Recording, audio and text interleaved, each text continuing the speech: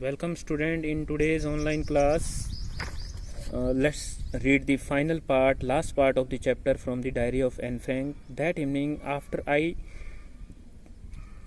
had finished the rest of my homework, उस दिन शाम को बाकी का काम पूरा करने के बाद दी नोट अबाउट दी ऐसे कॉट माई आई, उसके बाद में जो मुझे नोट मिला था क्लास के अंदर की चैटर बॉक्स के ऊपर मुझे निबंध लिख के आना है, ऐसे लिख के आना है, उसके ऊपर मेरी नज़र पड़ी। आई का मतलब नज़र होता है। I began thinking about this subject while chewing the tip of my fountain pen. कहते हैं मैंने इस टॉपिक के ऊपर सोचना शुरू कर दिया और मैंने अपने पेन को, अपना फाउंटेन पेन जो होता है उसको मुंह में डाल लिया और मैं सोचे जा रही थी। Anyone could rambled on and leave big spaces between the words. कोई भी व्यक्ति लिखते हुए वर्ड्स के अंदर बहुत स्पेस छोड़ करके लिख सकता है उसको। But the trick was to come up with convincing argument to prove the necessity of talking.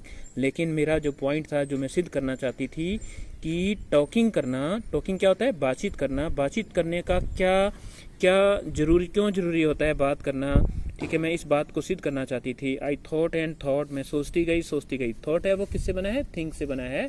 मैं सोचती गई and suddenly I had an idea, और अचानक मेरे को एक विचार आया। I wrote the 3 pages Mr Keesing had assigned me. मैंने वो 3 पेज लिख दिए जो मिस्टर कैसिंग ने मेरे को लिखने के लिए बोले थे। एंड वो सेटिस्फाइड होता है संतुष्ट होना, मैं संतुष्ट हो गई।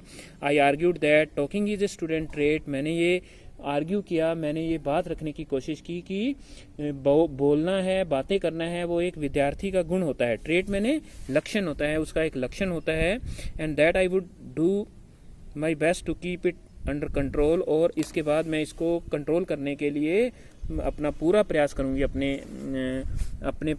अपनी तरफ से पूरा प्रयास करूंगी। But that I would never be able to cure myself of the habit since my mother talk so much. लेकिन मैंने ये भी कहा कि मैं इस आदत को सुधार नहीं पाऊंगी, इसका इलाज नहीं कर पाऊंगी, क्योंकि ये आदत मुझे मेरी माँ से मिली है, ठीक है।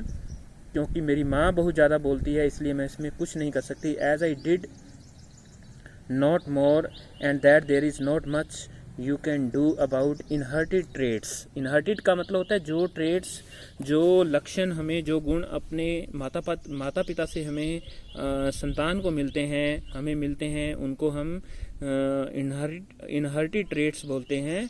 और क्योंकि एन फ्रैंक की माँ बहुत ज़्यादा बोलती थी, ये उसको गुण उसकी माँ से मिला था, इसलिए एन फ्रैंक कहती है कि मैं इसके बारे में कुछ नहीं कर सकती। Mr Keesing had a good laugh at my argument. Mr Keesing ने जब ये मेरी बात पढ़ी तो वो जोर से हंसने लगा।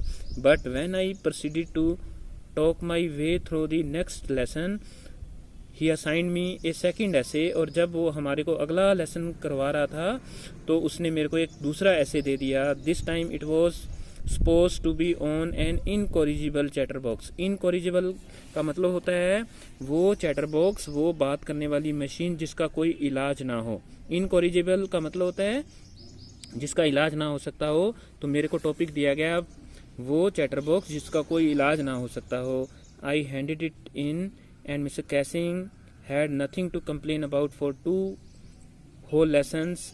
मैंने ये टॉपिक है वो लिख के दे दिया और मिस्टर कैसिंग ने अगले 2 चैप्टर्स के अंदर मेरी कोई कंप्लेन नहीं की। However during the 3rd lesson he had finally had enough. और तीसरे लेसन पर क्या है कि वो बहुत उससे रहा नहीं गया। Anne Frank as punishment for talking in class write an essay entitled. और उसने मुझे कहा कि एन फ्रैंक, आपको पनिशमेंट के तौर पर, आपको एक प्रकार से सजा के तौर पर एक टॉपिक दिया जाता है और जिसका टाइटल है entitled quack quack sad mistress chatterbox. और वो टॉपिक था quack quack sad mistress chatterbox. तो ये टॉपिक है वो दिया गया था। क्वैक करना होता है, जो बतख होती है या मुर्गी वगैरह होते हैं वो कैंके की आवाज़ सी करते रहते हैं, ठीक है। तो क्वैक क्वैक, ठीक है, ये एक प्रकार से एन फ्रैंक का मजाक करने की कोशिश की गई थी, उसके ऊपर जोक करने की कोशिश की गई थी। हम इसको पढ़ेंगे। दी क्लास रोड, पूरी क्लास के सामने जब ये टॉपिक अनाउंस किया गया, टॉपिक सजा के तौर पर दिया गया, तो पूरी क्लास शोर करती है। I had to laugh too, मैं भी हंस पड़ती हूँ। Though I would nearly exhausted my ingenuity on the topic of chatterbox, हालांकि मैं थक चुकी थी इस बात के ऊपर सोचते सोचते कि मैं इसके ऊपर अब दोबारा से अब क्या लिखूं। और एग्जॉस्ट करना होता है टायर्ड हो जाना। It was time to come up with something else, अब वो समय आ गया था कि मेरे को कोई और बात सोचनी थी, नई बात सोचनी थी। समथिंग ओरिजिनल, कोई वास्तविक ओरिजिनल, ठीक है, नया विचार लाना था। My friend Sanne who is good at poetry offer to help me, मेरी एक फ्रेंड थी जिसका नाम सैन था, वो पोइट्री लिखती थी, वो कविताएं लिखती थी। उसने मुझे कहा कि मैं तुम्हारी मदद करूंगी।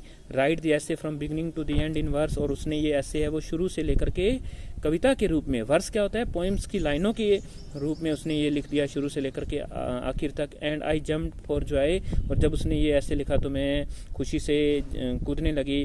Mister Keesing was trying to play a joke on me, Mr चॉकिंग है वो मेरा मजाक करने की कोशिश कर रहा था। विद हिज रेडिकुलस सब्जेक्ट, क्योंकि उसने मेरे को, रेडिकुलस का मतलब होता है ह्यूमरस, हंसाने वाला एक टॉपिक है वो मुझे दिया था। But I would make sure the joke was on him, लेकिन मैं जो मजाक मुझे पर किया जा रहा था मैं उस मजाक को उस पर करना चाहती थी। आई फिनिश्ड माई पोएम, मैंने पोएम पूरी कर ली। एंड इट वॉज ब्यूटीफुल, बड़ी सुंदर पोएम थी। It was about a mother duck and a father swan with 3 baby ducklings. Ducklings क्या होते हैं, चूजे होते हैं, बतख के बच्चों को डकलिंग्स बोलते हैं, बेबी डकलिंग्स छोटे चूजे जो होते हैं। ये जो पोएम है ये एक माँ नर बतख और पिता बतख के बारे में थी।